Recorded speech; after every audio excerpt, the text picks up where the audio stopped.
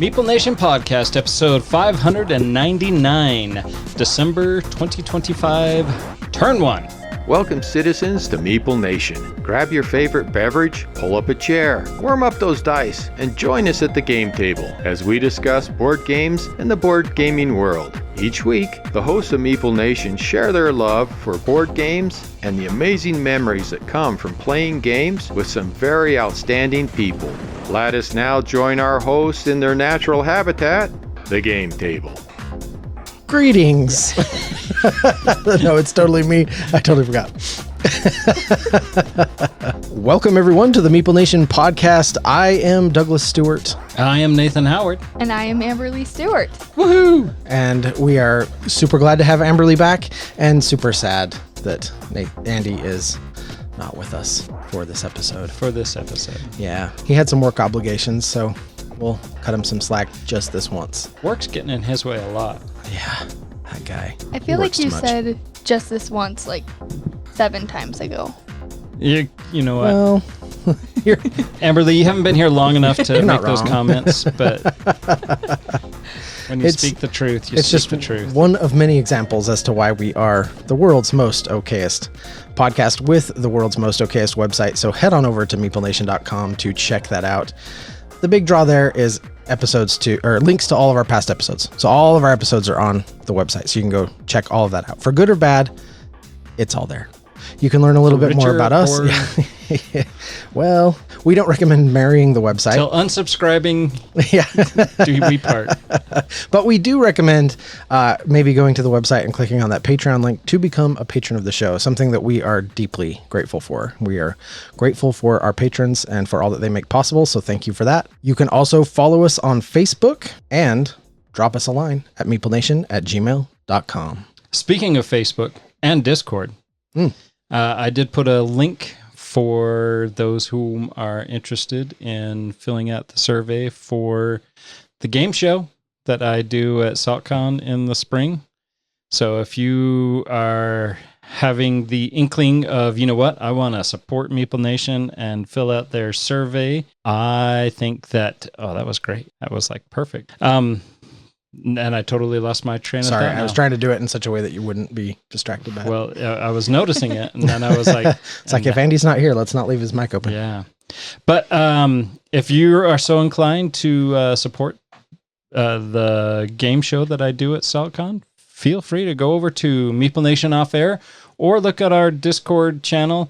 It's there in the Generals tab, and fill out 18 fun little questions, all Family Feud style, that will be fun and will be featured. And if you can, come and attend SaltCon Spring. It's always a party. The game show's super fun. One of the highlights for sure. Yeah, so fun. We have to do it twice, and we fit about 40, 50 people each round, and it's good times. So each year it gets a little bit better. It's getting less and less okay, and no, it's still okay, but it's getting better. No, it is getting better. It's kind of a technological feat, right, to get everything in there and use the room properly and have it all projected and tally the results. Because you guys do a great job, like doing that all live, right? It's like kind of instant feedback sort of thing with the Family Feud style. I'm hoping game show. I'm hoping great. I can find some AI features that will help speed that up, and speed it up. Yeah, speed it up so fast, furious. That's speeding it up AI style. Yeah. Speeding you up. Or it could be European style. I don't know. Speeding you up. Anyways. Wow. Derailed. Okay. Okay. Don't hurt yourself. But yeah, no, I'm hoping I can implement some AI tools to help speed up that process of recording scores and posting them to my my presentation live. So, well, I believe in you. Yeah, chosen one. But we're not here to talk about that. We have an awesome sponsor to talk about. Who is that sponsor? Game Toppers LLC. This amazing podcast. Well, the world's most okayest podcast. Yeah. Settle down. Yeah. No one's here saying we're the most amazing. Bring those expectations back down. Yeah. Reality. This okayest podcast would not be possible without our awesome sponsorship of Game Toppers. Their tables, mats, and everything else that they offer are absolutely top-notch quality. And I know I've been playing on them since I can remember, and it has changed the gaming experience for sure. So definitely check out Game Toppers LLC. Awesome. Fantastic. Well, Nathan, can you give us a little sound effect? There it is. You jumped the gun. I did. I got all excited. You got excited. All right. Well, it is indeed Highlight 30, and I'm excited. We got some fun stuff to talk about today. We do. I think first off, though, we really need to talk about Children of Morta. Yeah, for sure. Let's do that. I noticed that was on everyone's list. Us. Yeah. It should be released later this year. Probably after this, by the time this episode releases, you may be able to find it in the wild. It may not hit until mass production until 2026. But Children of Morta is a roguelike board game where you have your experience. You're going to send your party out, and you are going to try to complete a quest. And hopefully you are successful, but there is a pretty good chance that you might not be successful. But if you fail, you retain all that XP, and you just begin again. Sort of makes you a little stronger for the next run. Yes. Although we've had a rash of really good luck. We've only lost like twice. I think we've only lost twice. Maybe we've only even lost once. Yeah, we have only lost once. And so we're into chapter 3. Which I can't remember the family's name. Morta? The Swiss Family Robinson. The Swiss Family Robinson, and they're not the Robinson family, but it is very much feels like that. But you are, this family is in the land of, under the shadow of Mount Morta, and there is a muck running around in the forest. And it is corrupting all the animals and the spirits, and so you have to go out and battle them.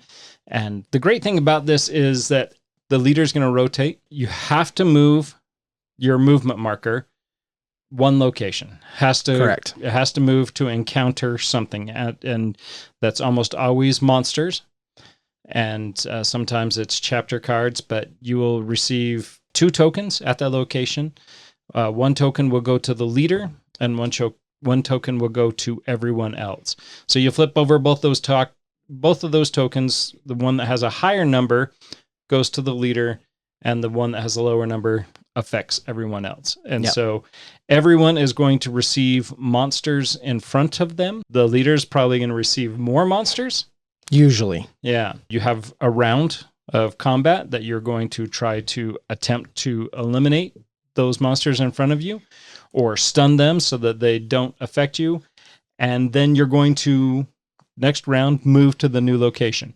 Any monsters that you did not defeat are going to chase you down and be there at your next stop with the addition of new monsters. So it is easy to come to be overrun by monsters. So you have to be able to help each other. So if you have ranged weapons, you can assist the player to your left and your right. Or if you're melee only, you can deal with those monsters that are in front of you. Yeah. Well, and it's cool. There's some really like fun mechanisms, right? When we start talking about like whether monsters are close or far, melee versus range. The character that I'm playing, which is the dad, not Kevin, John. I think it's John. He's sort of the tank. He's the board and sword character, but he has a really powerful ability that you can use to just pull monsters from that far location in closer. So it's like, oh, they showed up far away. Well, guess what? I'm going to pull them close and hack and slash. Yeah. So it has some fun things that way.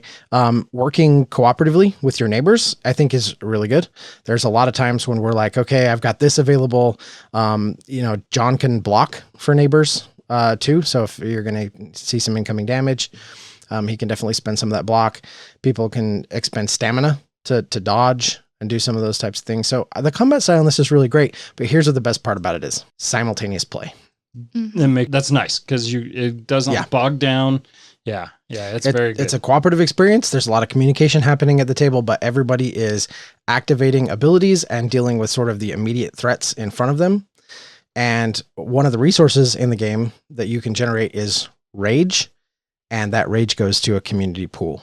So the family that rages together slays together. Slays together. I like that. Yeah. So which is really, I think, quite a neat mechanism.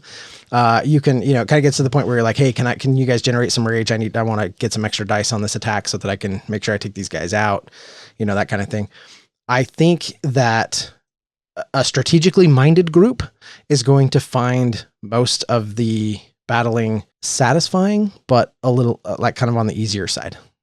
Yeah. And if you go into it just like not really caring and just kind of wanting to go through the motions, I still think you're going to have a great time playing this, but you might die a little bit more than we did. I think you're not going to be disappointed in this game. I thought it was. No, it's really fun. Yeah. It's great. Yeah. Bergeson is the family name, by the way. The Swiss family Bergeson. Swiss family Bergeson, yeah. as Grandma Bergeson sends the family out to ward against those that are encroaching the family treehouse. Yeah. Yeah. And one thing that I thought was really cool, I can't remember if it was I think it was chapter 3. Maybe it was chapter 4, I don't remember, but there's like one of the missions, rather than going out and venturing out, it's like a tower defense kind of thing. Like the monsters are coming to you, you are defending your homestead. Yeah, it was the last part of chapter 3. Yeah. And I really like that. Like I thought that was a good twist on the kind of mechanisms that you'd been playing up to that point, which still kept the game kind of at its core, but offered a little bit of a different experience, a little different story in terms of what was happening. Yeah, they tag this game as a shared bag building game, which this is interesting because you have 5 different colored tokens that go into a bag, and there's a set of 5 for every player. So it's the same 5 different colors that go into the bag, and then you go around the table and you pull out 5 tokens, and they go in front of you, and your board has attacks or abilities that you can use that require these tokens, colored tokens, and you can use them. Sometimes it's just 1 token, sometimes it's 2 tokens, sometimes it's tokens and focus, which is an ability that you earn through card play, and you gain 1 focus at the beginning of your turn.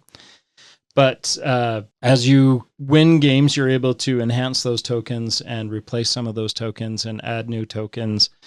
And that's really kind of a fun element, kind of a challenging element. And then as you get curses that go into that bag, that gives you the chance it gives Doug the chance anyways of drawing out those curses and handicapping his turn. Yeah, I do draw that curse quite a bit. Yeah. So you've played this too, Amberlee. What did you think of this? I really liked it, and I like the bag building element of it, how it kind of balances the luck and strategy of it, because you have to draw the right colors to power up certain abilities, but it kind of stretches you, and you always have some option to do something. I never played and was like, well, I didn't draw the 1 color, so I have nothing to do. Right. It gives you a lot of options, but kind of pushes you to, I guess, expand the boundaries of that a little bit through the different colors, so you're not playing the same thing every single round. And I really liked that. Yeah, because you can use 2 tokens of any color as a wild. So you stack those 2 tokens, and then you have your special tokens that each individual has that are 3 tokens that can be also act as a wild, or if you want, you can use those to re-roll one of the dice that you've rolled for an attack. And the dice are kind of interesting too. You have a weak, a medium, and an epic die. Mm-hmm. And they have more hits the more you can roll. And as the more you advance your character, the more epic dice that you're going to be rolling. They're not called epic dice, but I'm calling them epic dice. The purple dice. They're purple. Yeah. And you can spend rage to add dice to any of your attacks or checks if it's in that shared pool. Yeah, which is really, really nice. Yeah. And I think a very essential part of bag building and deck building games is the ability to trash or upgrade the things that you're collecting. And this game, I felt like, did a really good job of that and made it a community experience too, so you could kind of discuss about what would be best to get rid of, what you wanted to upgrade, and then you also have personal upgrades that you're making as well. So it's a kind of a group and individual adventure. Yeah, I really like that. That's a great point. I like that a lot because it lets you earn XP and coins. And XP you get for yourself. You get to decide how you want to spend that on your own character. The coins go into sort of a community pot, and together you decide how you want to build the bag. Right. Which I thought was really cool. Now, it's not an overly complex mechanism. No. But it does, the tools are definitely there so that as a group, you can sort of feed your coins into the machine and decide to add some higher powered tokens. And it's also a really good idea to take the weaker stuff out, the non-power tokens out. And over the course of the game, your bag gets pretty powerful, and as you're drawing stuff out, especially the tokens that allow you to add dice to whatever they're used to perform, you get to add the dice that's on it to that action. And honestly, when we started throwing purple dice tokens into the bag, it honestly made some of those abilities super powerful, which felt really good. I mean, it's awesome. I don't know that it was super difficult as far as like the roguelike goes. The game wasn't super punishing, which roguelikes are kind of known for that. And this, I don't think, was like the really punishing style of a roguelike game. But it worked. And I would call this kind of a family friendly, family weight style roguelike, action RPG type game. Right. Yeah, for sure. Yeah, this is one that I think after we are going through the campaign, that it is one that I will reset and play with my family. I think even my wife would be able to get into this and enjoy it. Yep, for sure. It was really good. Really fun game. Yeah, and you don't have to play your set characters. If you go through and you say, okay, I want to change up my characters, you can totally change up your characters and level them up and just have a whole new experience with different characters. So, absolutely, yep, ton of fun. Hey, look, there's Andy. We've had an Andy sighting. Andy. Hi, it's you. It's me. Welcome. You've met Amberlee, Douglas, once or twice. Myself. I've met Amberlee quite a few times. I'm not sure who are you? Hi, I'm Doug. I'm a gamer. Hi, Doug. I would finish the rest of that, but it feels too real. It's been 4 days since I last purchased a game. That's not true. It was 2 days Doug ago. and I'm an addict. Yikes. That is kind of funny because I did pick up 2 games that I've been playing on PGA, and I mean, So you decided to play them for real. yeah, Nice. I'm so because proud. they're really fun. I'm going to play them with somebody else who can respect my virtual and physical need to play games. So I'm going to exclude you, Andy. Okay. But Wow. partially because no, they're not fun games. I mean, they are fun games. They're not party games, but they kind of have. I'm just going to save it. Actually, no, we're in the highlights. Are we through with Children of Morta? Andy, what did you think of Children of Morta? But it's nice to have Andy here because he can throw in his 2 cents I too. thought it was really fun. I enjoyed. We played 3 games, 2 games, You played 3 games, and I think the only thing. Let me preface this. I thought this was gonna be a bigger issue than it was. Is starting a new character. I felt very underpowered at first, but I think it was less of an issue than I thought it was going to be. I was still underpowered. And I don't think I won't ever catch up until you guys are maxed and then I get maxed. But ultimately, I don't think it mattered that much. Yeah. Yeah. I mean, that's what I just actually got through saying, that you can swap out people and bring them in. And case in point that, your character came in at the beginning of chapter 3 and you were totally expressing your nervousness about having a noob character, and the monsters were just fine, and you were able to hold your own, and none of us perished. But I did cheat it in my favor at the beginning, and then I realized I was not playing it right. And then I started playing it correctly the last half of the first game. So it made a little bit of a difference, but not a huge one. Oh, that's right. I do remember that. It was probably the teacher's fault. No, I think it was my lack of ability of reading clearly. Oh. Maybe I didn't have my glasses. Maybe that's what it was. I'm old. It was the reading glasses. Let's just blame it on the reading glasses. That's fair. But no, it was a great game. I did enjoy playing it, and I'm looking forward to continuing our plays of that. Yeah, because I think we're through chapter 4 or 5 out of what, 6? There's like 1 or 2 left. I think there's 1 or 2 left. So we're pretty close. We're at chapter 4. Yeah, it's definitely one we'll finish. I will say this, that it was talked up as being something we were going to lose and it was going to be very difficult. And It was not that. It really wasn't. Yeah, we got lucky. Yeah, we got lucky. Yeah. So And apparently, maybe even there was some slight cheating. Just a Yeah. little bit at the beginning. Andy gave us that edge to get I over did. the roguelite. Hey, you know, I do what I can, guys. But anyways, yeah, I strongly recommend Children of Morta, and thank you, Lucky Duck, for sending us that and giving us a chance to play that.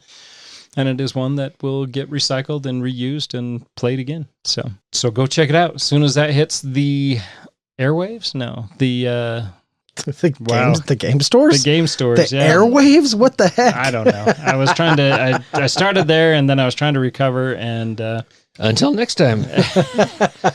Let's just stick a fork in it. Wow. anyways, what games do you got, Amberlee? Help me. Well, I've played some really, really amazing games this last week. Probably one of my very favorites, which I'm going to steal off of my dad's list, The Hobbit, There and Back Again. Oh, yeah. Fantastic. Yeah. Well, your dad stole that off of my list, actually. Well, so off of my shelf. So I have this one pre-ordered, so it should show up at my house sometime in the next week or so, but I saw that you had already received it. And I was like, yoink. So you were really nice to let me take that home and start playing it. Really fun game. So this is Reiner Knizia designed the story of The Hobbit, broken into 8 different chapters that are all sort of, it's a roll and write adventure. Oh, I didn't realize that. Yeah, so it comes. No, I think I did. Yeah. So I don't mean to. I'll let Amberlee go because I don't mean to hijack this from her. But it comes basically. It's a book. So it's instead of like having pages that you write on, it's a book that you can write in and then erase. Oh, nice. And the book comes. So it's almost like like reading a book, right? And so it opens up, and the first chapter has like all the scoring and rundown and stuff on one side, and then sort of the map on the other. And then you use the same mechanisms to play each game, which is to roll and draft dice. Anyway, go ahead, Amberlee. I didn't mean to hijack you No, there. you're good. I felt like it's, if you've played the 2 games, if you played The Princess Bride, the board game, and it has the exact same mechanism with where it's a book, you're playing through the chapters, and that's one that I really loved. And so it was cool to see another franchise use a game board element that I really loved and was very impressed by. If you marry The Princess Bride with Railroad Ink, that's exactly what this game is. And the theme, the mechanics, the pieces are so high quality. Those little cardboard pieces are awesome. Yeah, it was cool to punch them because they were in like, I thought that I had picked up like 3 or 4 like punch out boards at once, and I started to try to separate them, and then I was like, oh no, It's one piece. that's all one piece, and it's like like a 1/4 inch thick. Oh, really? And you're punching these big swords and bread tokens out of it. Yeah, it was pretty cool. Yeah, just overall fantastic game and really easy to learn and like pick up. Yeah. Super, super quick. Yeah, so we've played through the first 2. We played through what was the first chapter? An Unexpected Party. Mm-hmm. And then we played through chapter 2, which was roast mutton, where you have to, and there's the trolls there. And then I read the rules, and we haven't quite played chapter 3, which is Over Underhill, which is down into the Goblin Mountains. Yeah, I forgot that's what that one was called. I was like, oh yeah, the trolls. And you're trying to get to Rivendell. That's right. Yep. So, but very cool game. You roll a bunch of dice and then you draft what you want. And each chapter uses that same mechanism, but the rules for each chapter change by quite a significant amount. Like how you can build the roads or paths that take you from section to section, what the different resources in the game do. So there are swords and there's bread, and then there's wizard hats. and depending on the scenario you are playing, each one of those may do different things. So the hats usually represent Gandalf helping the party out in some unique way. One of the other little touches, and it's kind of a minor thing, but I really liked it. Down on the bottom of the one page, there's sort of a section dedicated to, it's the burglar section. So it represents special things you can do as Bilbo to help the party along. And what it usually means is that you are going to just not use whatever effect the dice is.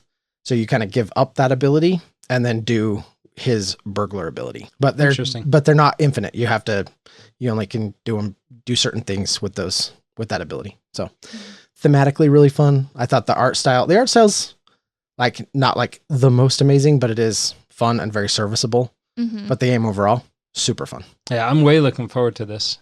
That's probably why I ordered it. I'm sure it is. I'm sure. Because you like fun games. You know, that's true. Doug, you know it's true. We're going to start this again. Did it ever stop? No, unfortunately, it didn't. At least Come on, Andy. At least he didn't You call know me it's true. girl. Girl. That's Milli Vanilli, by the way, that sang that song. I think the last time I mentioned it, was I was trying to put it on the Backstreet Boys, but that's Milli Vanilli. How many of us really care? I don't know. Was it Milli Vanilli that sang that song? According to Google. But did they really sing it? No. To answer that question, no, they did not. But they lip synced it very well Extremely well. until the record skipped. Oh, it's only funny because it's true. Don't say it, please. Oh, it's right there. No. Oh.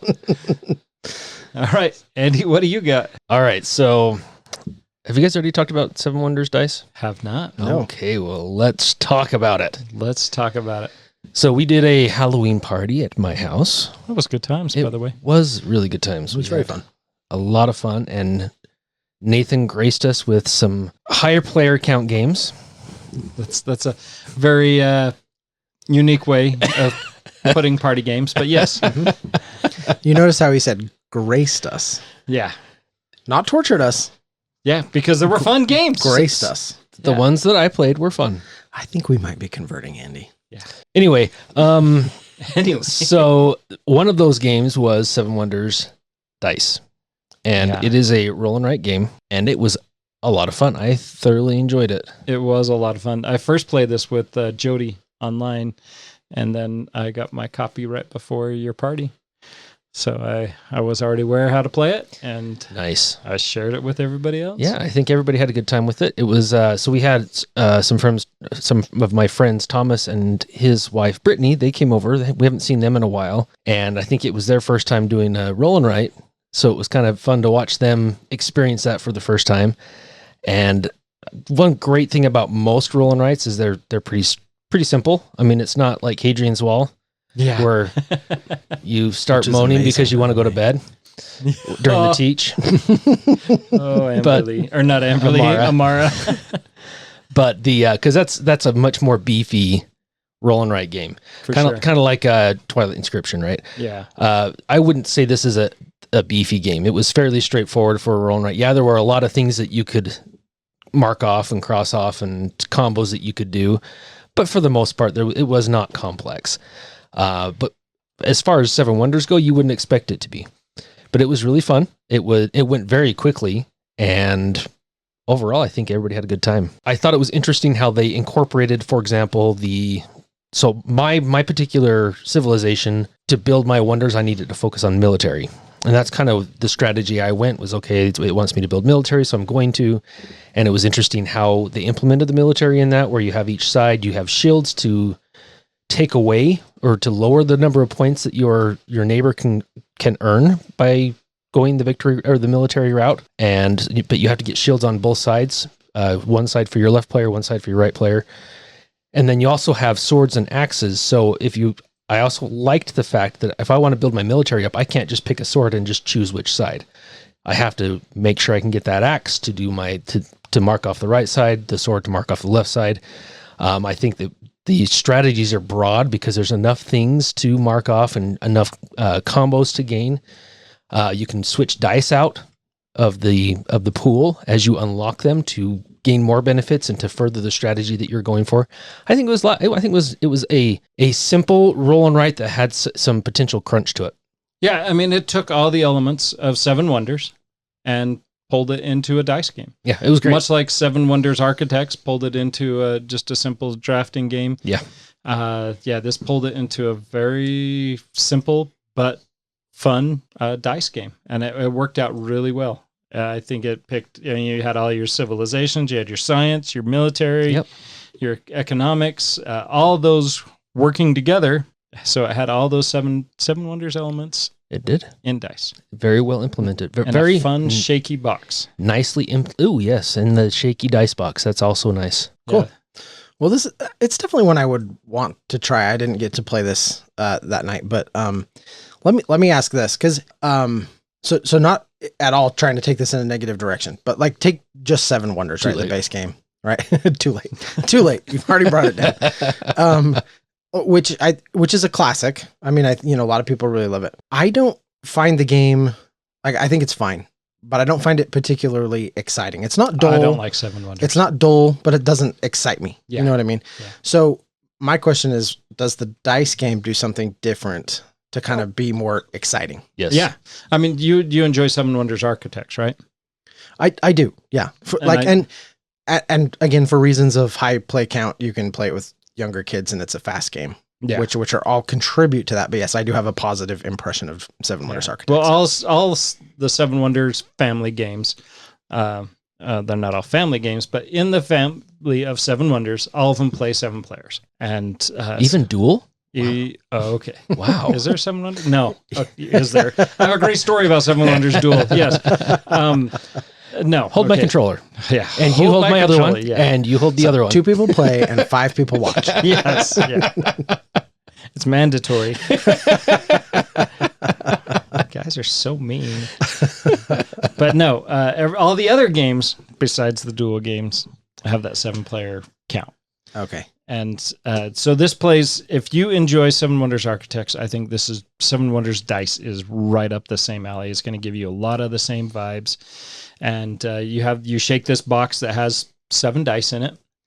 And that box is broken into 4 quadrants that have a little barrier so that the dice will be separated into the 4 quadrants. And then they each have a cost. So you have the 0 quadrant, 1, 2, or 3 cost. And so you have to pay that in gold to activate the die that is in one of the dice that is in that quadrant. And so then you can supplement that by having resources. And it doesn't matter what resource, you just need to have resources, maximize your turn and build your wonders and be able to evolve your civilization, bring in extra dice, get rid of one of the gray dice that are in the box and replace it with one of the 3 dice that represents the 3 Seven Wonders expansions. But all in all, I think this is a great game, and that I think it is one that you'll very much enjoy, Douglas. Cool. Yeah, it I'm is. looking forward to it. It's probably That's one awesome. of my favorite ways to play Seven Wonders. Yeah, that's very good. Awesome. Okay.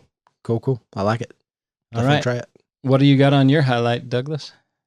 Well, on my highlight, I had Children of Morta. Oh, how was that? And I had The Hobbit there and back again. Oh, yeah. How was that one?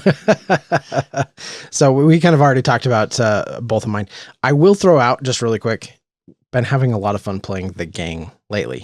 The Gang We've has talked been about this fun. before. Cooperative poker, which I didn't think was going to be fun or didn't sound like super interesting. Like why not just play poker? That kind of thing. This game has actually been a huge hit. Amberlee had a bunch of friends over the other night and we played that. They absolutely loved it. We've played it here as a filler, and it's kind of interesting to see how really into it some people get. Like some people take it very serious, and others it's just kind of like, just grab the chips and go. It's just all about flipping those cards and, seeing what kind of hands you get and that kind of thing. But either way, it's really fun. And it's really fun to play with Brad. Yeah. Well, is it? And it's really fun to play with Richie. It's too. really fun to play with Brad. Unless you want to win. Unless you want to win. Yeah, it was kind of funny. We played a game. We've played several times and lost with Brad. The 3 of us, Douglas, you, me, and Brad, played together. And we essentially had to hold Brad's hand and kind of reevaluate, now, do you think that you can beat this? Because this is what came out. Somebody said my hand drastically changed because this card came out in the flop or the river or the bend, whatever it is. And it took some without saying, Brad, this is what's indicating that I have. Yeah, without breaking the rules of the game. It was like but then the next week, Douglas, you, me, and Brad were able to win one. Yeah. Yep. And for the first time for Brad, I think. But then Winning the game or winning that game? winning that game. Okay. Probably both. Yeah. But and then the next week we played with Amberlee was there, Richie was there, and I feel like there was one other person. Andy 2.0. Yeah, Andy 2.0 was there. Brad just mucked it all up again. But it's all about the potential I'm hearing. Yeah. and then Richie had a very analytical way of approach that He felt everybody needed to be following that same approach. Yeah. Did we ever win one? No, we did. We did we win won one. 2 and lost 2, so it came down to that last hand, and it was actually old Andy Rockwood who got demoted to, I guess, 0.9. Yeah, Because he totally, he was. There him were who some lost bugs it. in the system. Yeah, there were. We won certain hands, but we didn't win the game. No, Yeah. no, because we lost that last one. We Yeah. won 2, lost 2, and it came down to the last one. We lost it. It's not necessarily, it's still Andy 2.0. A copy of a copy doesn't mean it's better. I put pizza in my wallet, Steve. Okay. All right. Thanks for getting that reference. I'm processing. I definitely didn't get the reference. If you got it online, shoot us a chat. meeplenation@gmail.com. Okay.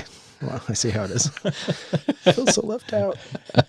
It's actually from Multiplicity. Michael Keaton. Michael Keaton. He's a really busy guy, and so he clones himself and gets a lot more stuff done. So he clones himself again, and but then one of his clones copies Himself. So you have a copy of a copy, and it didn't quite turn out so awesome. Yeah, it's a great Gotcha. movie. Yeah, it's a ton of fun. But there's like 6 versions of Michael Keaton's character running around in the movie, and it's good times. And Nice. just make sure everybody's not doing the same things. And anyways, good times. Not neither here nor there, but Sounds like a movie I would enjoy. everywhere because it's Multiplicity. These are movie reviews by Meeple Nation. Love it. We should start doing movie reviews. We too. should. I think we should. Maybe at the end of the bonus episode for the end of this month, Okay. I we'll think talk that's about it. like movies of the year. That's a great idea. I like it. All right. Hold on to your hats, Hollywood. Meeple Nation is coming for you. World's most okayest movie reviews. Oh, no. The world's not ready for that. It is.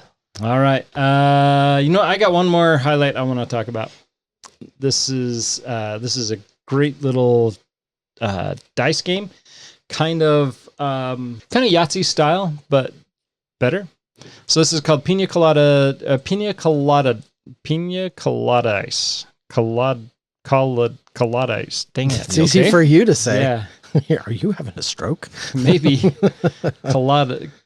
Pina Coladice? Thank you. Pina Sweet. Coladice. Wow. It's so easy to read, but hard to say. Anyways, you're going to lay out a grid of 4x4 cards of patterns that you're trying to amass with your dice. You're going to roll 5 dice.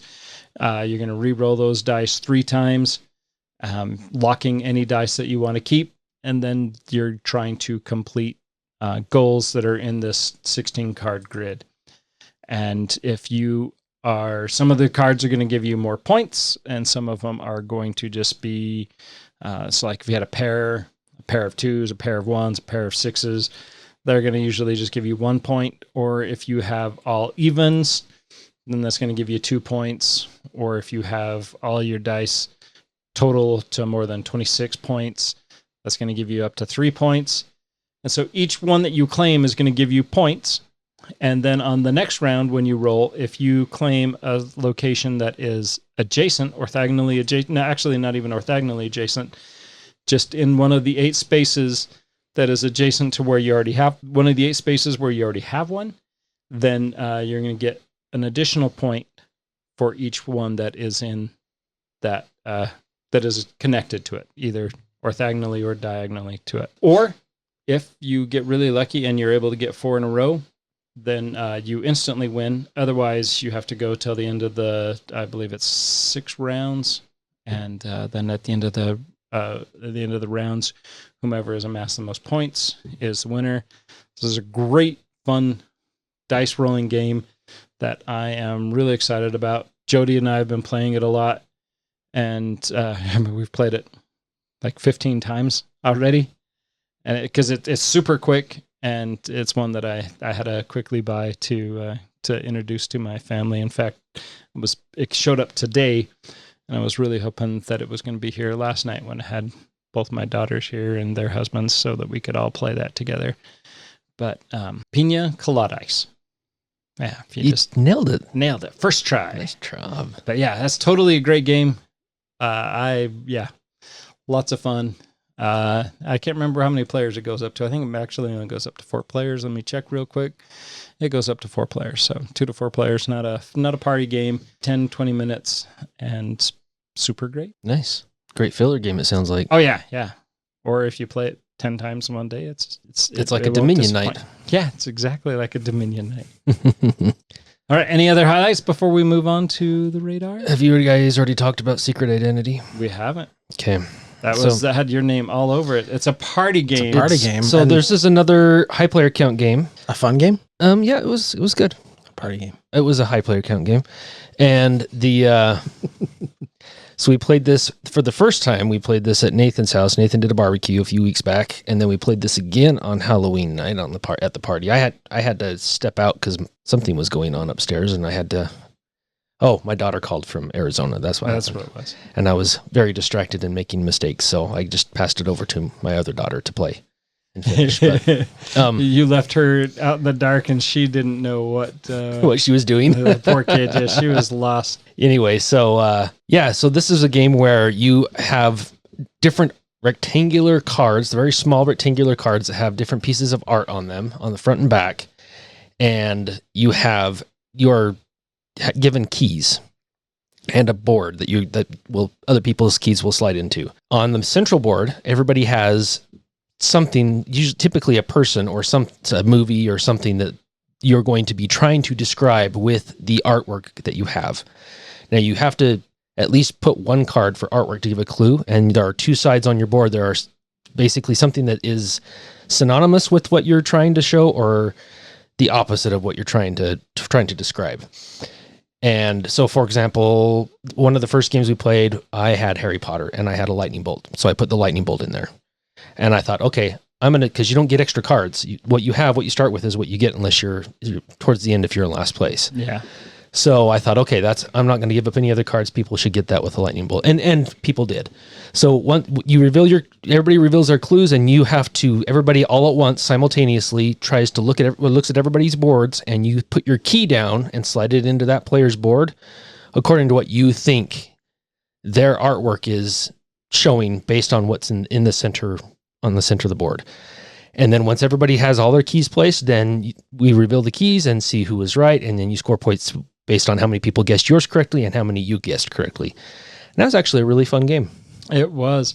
Yeah, you go back to that art cards. So, I mean, you think that's not a hat, right? So very simple stick figure drawings. Yeah. And those little cards, you have a picture on the top and a picture on the bottom. And then you flip that card over and another picture on top and another picture on bottom.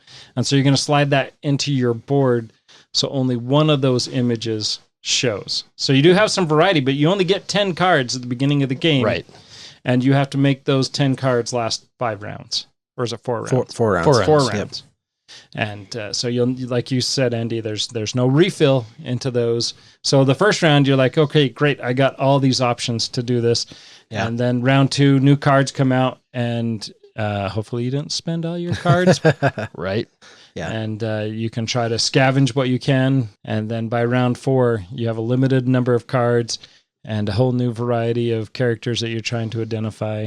And I super fun game. It is. That's why it's so fun when you get like a really great, like 1 card, obvious, solution kind of thing, because it's not only great for everyone guessing what you're putting out there, but it also preserves those cards for later use. 100%. Yeah. There was the one round where I was Groot and I had a tree, and then some information that shouldn't have been shared got shared. So we actually had to re-scramble and redo it. And I didn't get Groot again. It made me really sad. That is a bummer. So I had to use like 3 cards instead of 1. That's probably why I lost. And then the other person that had Groot didn't have anything. Tree. Yeah. It was sad. I will say I like Secret Identity a lot. I have some design issues with Yes. the boards. You're right. You're not wrong. And once you pointed it out, I was like, oh, that's so obvious. It's pretty silly. Like, I don't know, if the boards were literally just reversed, the pocket was reversed on them, The pocket needs to be on the other side so that you can show your clue, and then when other people put their key in, they can put it in such a way that it doesn't reveal it to anybody else. And then when you put the little flap down, all the numbers will be lined up. And as it is, you kind of, it's a little awkward because you kind of have to try to cover the number up as you're sliding it down into the slot so that it can be readable. Yeah. My other flaw with the game is that they have so many cards referencing so many different, pop culture figures and celebrities and things, that there are a lot of cards that I felt like we just kept flipping through ones that I didn't know. It was just like, I don't know any of these. Yeah, but they do give you, which there's is a pretty okay. big stack. Yeah. So there is variety. There should be enough variety in there that you could. You just have to make sure that everybody at the table knows what all of the secret identities are that get flopped out. Otherwise, it would definitely leave somebody at a disadvantage. Yeah, which is what happened to Amara. Because Andy's like, yeah, okay, I know everything out there. And then Andy left, and Amara's like, I don't know these people. Yeah. That would just be my warning to people who are playing this game. Don't be afraid to flip cards. Till you all cycle through them, especially know who with it is. especially with younger kids at the table. Yeah, and if you need to just even filter out some of the ones that you're never going to use, like our group is never going to use the Game of Thrones ones, or just ones like very that. Very few of us have ever watched the Game of Thrones. Right. So yeah. Right. So stuff like that. And you honestly could probably, they could probably market expansion packs for specific for sure franchises or whatever too. So that's potential for that, or you could make up your own, or I don't know, just whatever you wanted to do with that for sure. Yeah, very fun game though. It was fun. It was good. Wow, we're at 50 minutes and we haven't even. There's some editing in there, but we're a long ways and we haven't even gotten to our radar. Anybody else have any highlights they want to hit before we move on? No, let's move on to what's on our radar. All right. Who wants to go first? Sure, I'll go first. I just got shipping notification for my copy of Grimcoven. Oh. Yes, and this is the latest Awakened Realms hotness, and I could not be more excited about finally getting this one to the table. It looks really fun. This is a boss battler game set in a dark Victorian universe. And in typical Awakened Realms fashion, it looks incredible. The art looks incredible. The 3D, or, like the components, but also the minis, right? The actual minis are fantastic, and they have kind of a different wash to them. This time it's kind of a red wash that they have that on looks it. really nice. And this game just looks so fun. I've really come to enjoy boss battlers. I've played more and more of those in recent years. Oathsworn comes to mind as one of a few that I've played and really enjoyed, and this seems like it's going to be one that really is a lot of fun. Also one that is incredibly challenging, which I love. So bring on a challenge. Watched a few playthroughs of this, and the people running the games kind of got their rear ends handed to them. So nice, which I'm excited. Yeah, these pieces look really nice. Awakened Realms always does such a fantastic job, but even those gates, always. Yeah. Yep. It looks really, really fun, and I can't wait to play it. Coming to my game table very soon. This is one I backed as well. Oh, knowing that Doug backed it, and I still backed it because I won a copy of it because it looks amazing.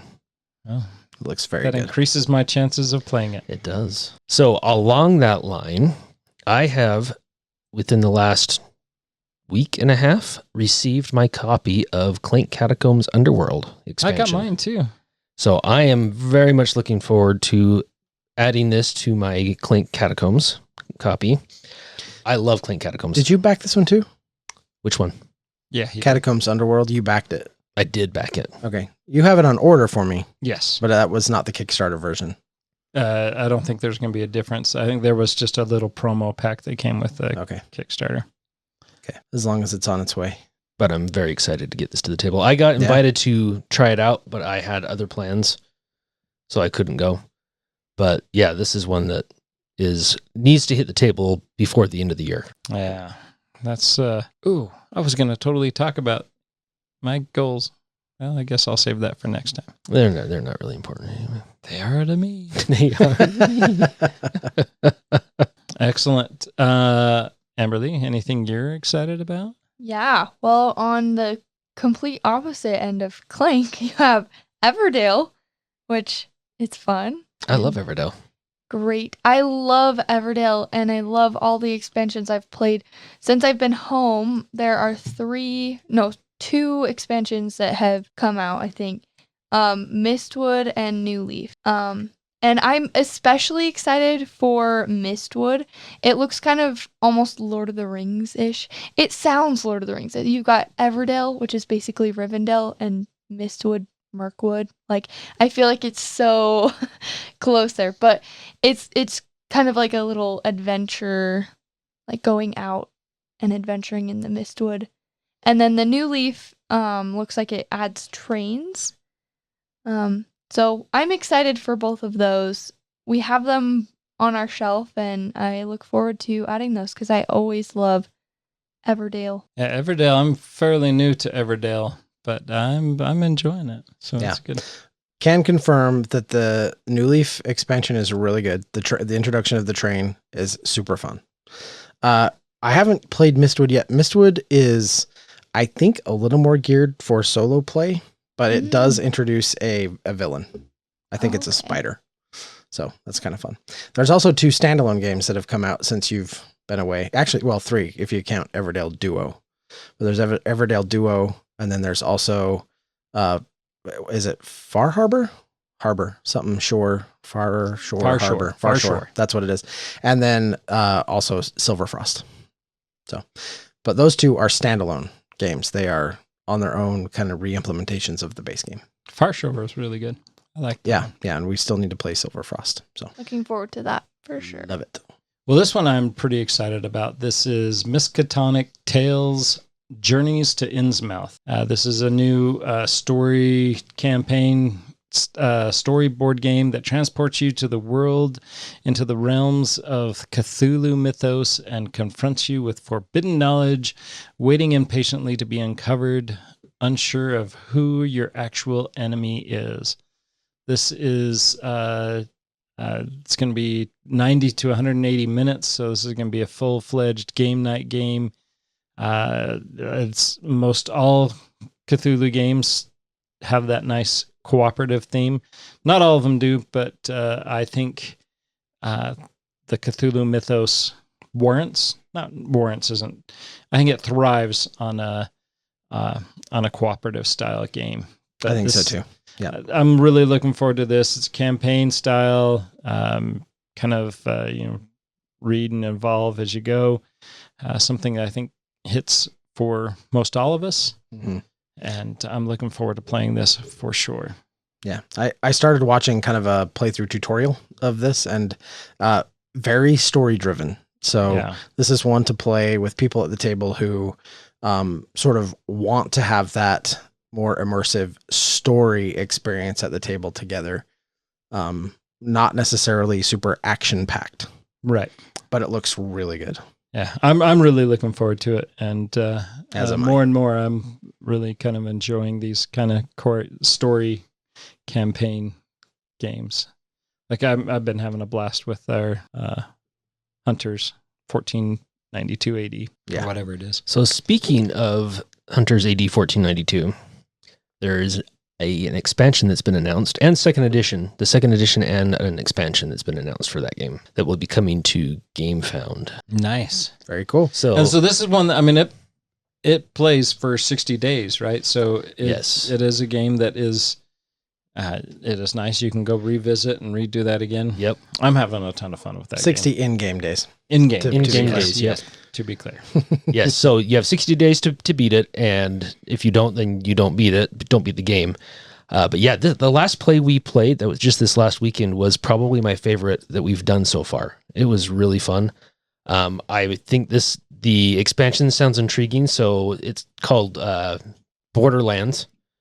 It's an expansion plugging your characters deep into the story, which forms a new grand narrative campaign. You will find yourselves right in the center of power struggle between John Corvinus, the King of Hungary, and Princess Sophia Jiglion, who owed him fealty.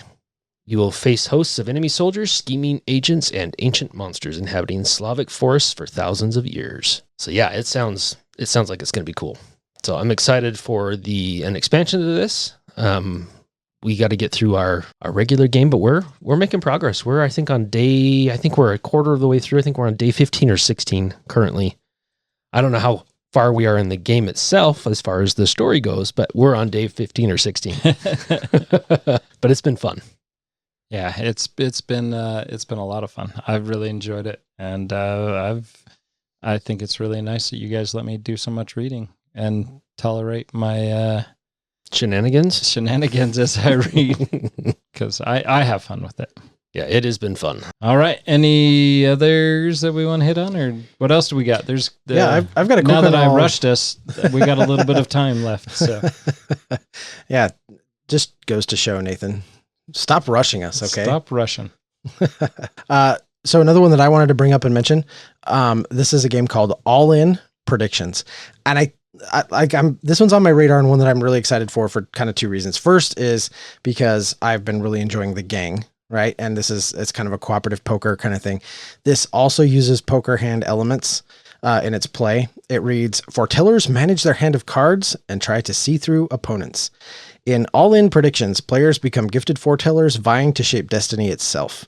Combine hand management with strategic foresight in this fast-paced game inspired by classic poker in which only one prediction will unfold. Play cards, bend probabilities, and guess who holds the strongest hand to claim the pot. Will you see the future or just think you can?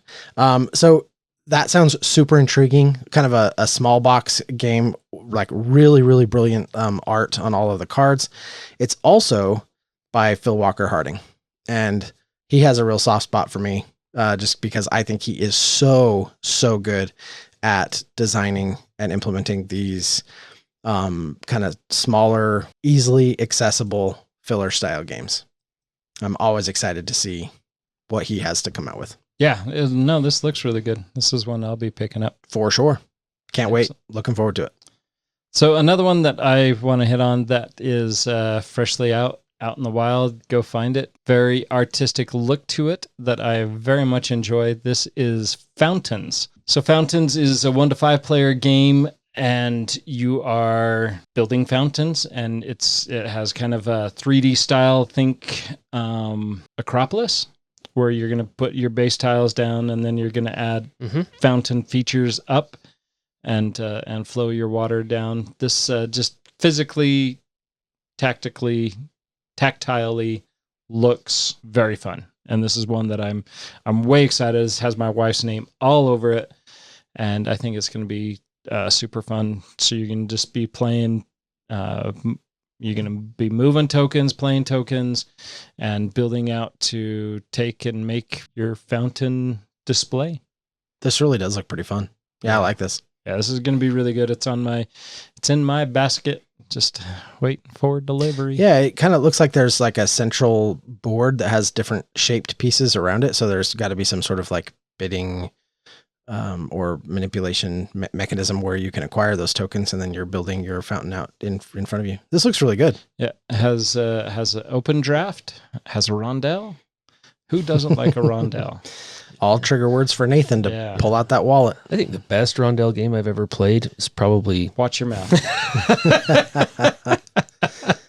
Ooh, was it Merchants of the Dark Road? It was. Definitely was not. Featured 2 rondelles, as a matter of fact. Totally did. Double rondelle, double the fun. And that was really cool with the magnetics, but Yes, it was. Too bad that game stunk. Yeah, this is from the same guy who thinks Wingspan stinks, so take it with a grain of salt. That's true. But Merchants of the Dark this game Road's does fantastic. look good. So, I mean, this kind of redeems your taste maybe a little bit. It does look good. My taste is mine. There's no doubt about No that. doubt about it. It is yours for sure. All right. Anybody else have anything else? Yeah, so for those out there that are lovers of Mystic Vale, Oh, I saw this. there is the Kickstarter will have closed by the time this episode airs, but don't miss the pledge manager if this is something you're interested in. Let's step into the age of creation with Mystic Lands, the exciting new chapter in the world of Mystic Vale, where every picture tells a story. Many millennia ago, before the Blight's corruption, powerful entities known as druids helped shape the lands. To them, many years were but a single day or night, and then they invested this vast time into creating a world of unparalleled beauty. They drew mana from the land, the beasts, and the waters to weave magic and bring new life into the world. They balanced the sun and the rain to create harmony. They journeyed on pilgrimages to each other's sacred places, the Vales, to enrich their spirits, to learn more of creation's mysteries. You are one of these druids in the age of creation, and it's your turn to craft the beautiful fledgling world of mystic lands. So if you love Mystic Vale, you can discover the origin story of Mystic Vale. You get to play as the powerful druids that shape a pristine world before the Blight and harness mana, balance elements, bring beauty to the first lands. It has a whole nother level of card crafting, so you get to craft up to 4 advances per card instead of 3. And by doing so, you create stunning visual stories and build deeper combos with every advancement that you add to those to that card. And then you also have, so there's no more harsh bursts. Instead, Withering lets you keep momentum and cycle faster, turning short-term setbacks into new choices and richer gameplay. Mystic Vale was okay. Yeah. It was fun. It didn't draw me in quite as much as some of the other John DeClaire card crafting games. This one may do so a little bit more with the theme. It sounds like they're hitting the theme a little harder, and maybe that will work better for it. But I love card crafting games. I think they're amazing. If they can even make it anywhere close to how much fun Dead Reckoning is. Yeah. Then So did you back this? I haven't. It's still open. Are you going to back this? I'm tempted to back it. I don't know. He spent all of his money on Grimcoven. Yeah, you're not wrong, but that was a while ago. I've since earned more money, but Have you? yeah. How does that work? Will someone explain that to me? Unfortunately, yeah, I have. I need to figure that out. But yeah, no, I really liked Mystic Vale and Edge of Darkness. Edge of Darkness was good. I think Edge of Darkness was probably my least favorite of the 3 that he's done. I'll buy that. Or that I've played anyway. Mystic Vale was good. I have a lot of the expansions for Mystic Vale. I don't play it near enough like I wish we would play. Yeah, I know. I got the nice big box that it all goes in. Yeah, same. Ever since I got that big box, I haven't opened it. I've opened it and got it all set up, but I haven't played it. So Yeah. I'm one step ahead of you. Woo! I'm winning. I really, really love John DeClaire's card crafting system games. For sure. That said, Mystic Vale was not super impressive to me. Like it's fine. It's just fine for me. And so I'm hoping that this is kind of an evolution of that, and maybe Yeah, this will be same. maybe this will be one that I can get into a little bit more, because Mystic Vale was good, but it wasn't my thing. Right. Are you going to back this? No. Well, I'm Nathan's not going to gonna back No, it. I will just play Andy's copy. I'm not sure I'm going to back it. Oh, he's totally going He'll to back it. Yeah. He's gonna back it. Yeah. And if he doesn't, he'll buy it after the fact. Maybe. Pull a Greg. Probably with deluxe components. Try to sell it for $800 afterwards. All right. That's Anything awesome. else that we want to add to the radar? I want to talk about one more. All right. Have you guys ever wanted to go paragliding? No. Nathan, Why I totally would you jump out totally, of a perfectly good airplane? No, it's paragliding. You start on the Still no. no. Yeah, still no. Oh, I totally had you guys all like pegged as paragliders Funny story though. There's a guy that flies around the neighborhood on the. on a paraglider. Does he? Yeah, it's Nice. got it's a little personal. Has like a 3 wheels. And Yeah, he yeah, takes off and yeah. I've seen those. and he flies around the neighborhood all the time Well, when it's warm. since you don't really want to do it in real life, you can do it on a game board. That's probably more fun. You get to impersonate a paraglider in this game, and you get to race to the 3 antennas before landing on the central target in the center of the board. So this game has grid movement. You have to manage the faster you go, the more altitude you're going to lose. So you have to manage your altitude. You have to manage your speed. It has a modular board. It's a race game, which I typically don't like, but this one actually sounds like it might be kind of fun. It plays 25 to 100 minutes, which is a pretty big span It's a pretty big spread. for a game. So I don't know if it's just 100% based on player count, because maybe the more players you have, it's just more lengthy. I would imagine that's probably what it is, but it's 1 to 4 players. I'm not sure how the solo game would play with this, but it is intriguing. So it sounds like there's some unique resource management. Your resources would be your speed and your altitude more so than hard resources like food and stone and whatever else. As you're trying to race, you're trying to balance that speed and your altitude as you get to the different antennae and then finally get to the center target before your opponents. Antennae, that's a word that we don't use enough. Agreed. We should find I'm going reasons to try to use more. it more. Yeah. Maybe you should start wearing some antennae, like a little tiara, but with antennae on it, and we can start using it more. That would be great. Could just wear my tiara. Maybe you should just wear a tiara. I'll call you princess. We already do. We already do. All right. That's awesome. all I got. Anyway, that one, I think that one will probably close right before this episode ends, unfortunately, or right before this episode airs. If it is something you're interested in, they would obviously will have a pledge manager. So jump into that. That's on Kickstarter as well, I believe. I was gonna say if it doesn't end until the episode ends, pause the episode, then you can go. Hurry! And I'm not sure if that's how that works. Isn't No? it? Now you got me questioning reality. my favorite K-drama is based on a paraglider crash. So I know that is exactly our audience. So It probably is. Yeah. You So, if you want to relive this K-drama yeah, in Fans board of- game form, Is that crash landing on you? fans of Crash Landing, this is the board game for you. Nice. Well, I know we have some hug ladies who love their K-dramas. Yeah. Yeah. Hey, speaking of hug ladies, a game that would not have been on my radar ever is a little game called Room 25. Oh yeah, And Monique actually taught that to us. That was a lot of fun. Couple SaltCons ago. I actually had a really good time. This is Room 25 is kind of a simple game. You lay out some tiles, you play characters. You're basically on like a game show, and it's like run, survive, hide, or something like that. I can't remember the tagline of it, but you're basically are trying to run through. And these rooms are designed to kill you, right? They are going to wipe you out. So it's what was that? You're one on a that game everyone show. loved? It's like Squid Running Man. Games or something like that. Where It's Squid yeah, Games. Running Man, that kind of thing, where you're on a game show, the game's trying to kill you, you're with a group of people. And I think there's a couple of different ways you can play it. I think you can play it fully cooperative, or you can do like Hidden Traitor, or like kind of free for all. And when she taught it to us, we were playing kind of a free for all version of it. But Madigo is running a Kickstarter for this in Q1 of 2026 for the 5th edition of the game. Because, I will say, as much as I like the game, the production was definitely the weak part of it. For sure. So they're taking sort of the same but better approach to this. And I, for one, am really excited. So here in a couple months, I definitely plan on backing that. There's a BGA implementation of Room 25. Let's do it. I think we should try it. Let's how try. it's like it. I like this game. It's not going to take over my gaming world, but it's By any means, super fun. Yeah, it is a fun little game. So I'm excited to sing that next quarter. To sing it? To sing it. To see in it. Oh, Singing to it. see it. Why not both? I will see You it can and sing it. Yeah. Anything else? Amberlee, anything you want to hit on? I will just mention really quick, I'm super excited to try Azul Duel. I have played everything else in the Azul universe and have loved Azul for a long, long time.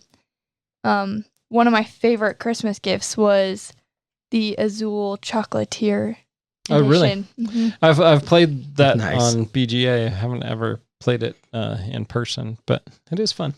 So I'm excited for a duel implementation, mostly because it's one of those games where I feel like you can already play it 2 players. So I'm curious to see what it adds that makes it really special as a duel game. So yeah. Well, you're in for a treat. My That wife is and I good. play Azul 2 players a lot. Played it probably 50 times. Azul Duel adds a whole different element to a 2-player game that changes the game drastically, I think, but still grasps a lot of those same elements. I do not think you will be disappointed. I'm looking forward to hearing your report afterwards. plus it's a lot more fun to say than other duel games. yeah. Yeah. It Azul is. Duel. It just kind of rolls off the tongue. It totally does. Azul duel. It's so cool. It's so cool. So one final note, going back to our gift guide, holiday gift guide episode, Okay.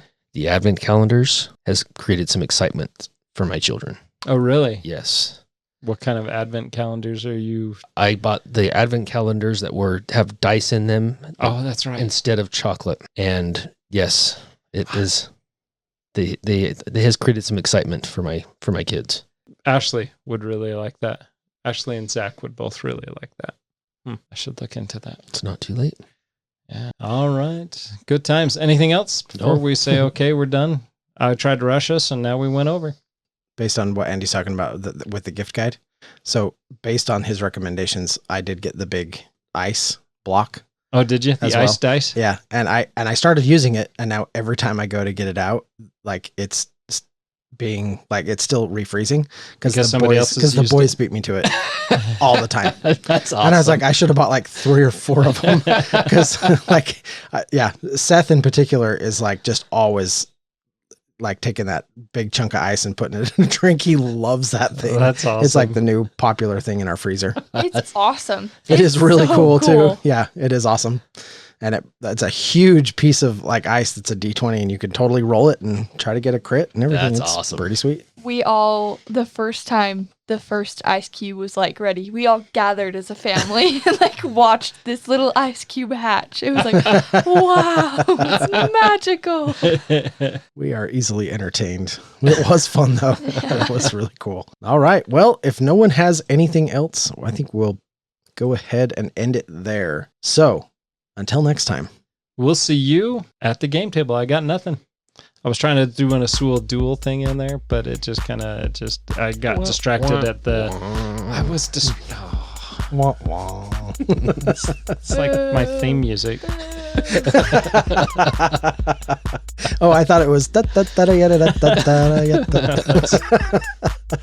something else. Oh, that's something else. Okay. All right, got it. At the game table.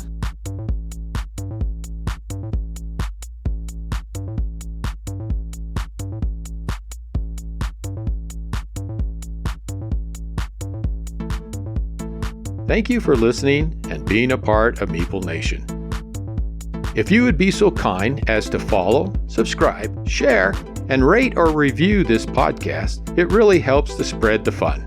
You can be more involved in supporting the podcast by joining the nation at patreon.com/Meeple Nation, or you can find a link at the top of our webpage, meeplenation.com. And while you're there, look at all our extra content. There are links to all our past episodes, a wide variety of blogs, pictures from our Instagram feed, and bios for all the hosts and our awesome bloggers. Follow us on Twitter, Instagram, and Facebook, all under Meeple Nation. If you would like to chat with the hosts or other members of the nation, you can join our Facebook group, Meeple Nation Off Air. We hope to see you again at a game night, a con, or maybe a suspense-driven evening of werewolf. Thank you for listening and supporting Meeple Nation, and stay tuned for next week's episode. Thank you so much for listening. We very much want to thank our patrons who help keep the podcast running.